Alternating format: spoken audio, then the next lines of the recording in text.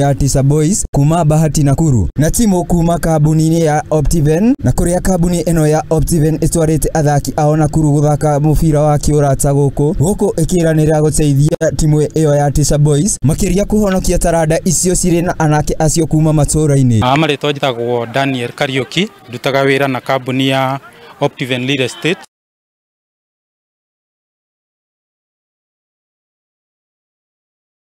Identify the niche in the society. Tondu niturona kwina vijana taya mena skills thini wa society no itirahota gukorwo cina exposure.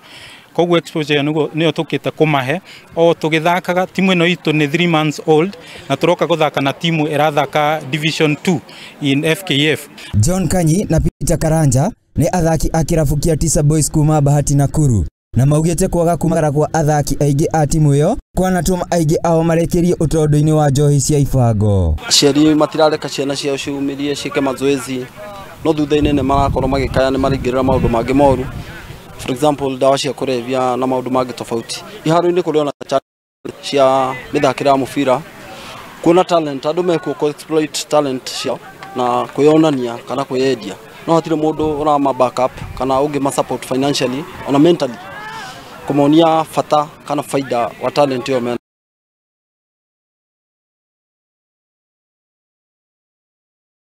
Ya kuriha referee the lack of finances.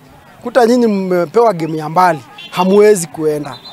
Huo kijana mwenye umepata kona hiyo talanta unakuta inaishia tu hapa. Huyu mchezaji amekam akona hiyo expectation ya kugo higher, but sisi juu hiyo experience na we call it exposure, kama finance ingekuwa huyu mchezaji at least exposed to other teams, na hizi other teams unaziget kwa ward zingine ama constituency zingine ama counties zingine, but because of lack of it unakuta huyo mchezaji anacheza mechi 2-3 hapa season moja, anaona hakuna mahali anaenda up, so he end up going back to the same zile vitu kwa tunataka tumtoe kwazo, that is drugs. Atongoria kambuni cia andu kiumbe na andu a wendi mwega mathingatitwo kwiyumiria na kunyitirira taranda cia imwana matũra-ini niguo kumahe kioneki matũra-ini. Iharo-ini kia Ahelo Bahati kaunti-ini ya Nakuru, handũ-ini ha Muthingi TV iharo-ini njitagwo Mwangi wa Gicohi.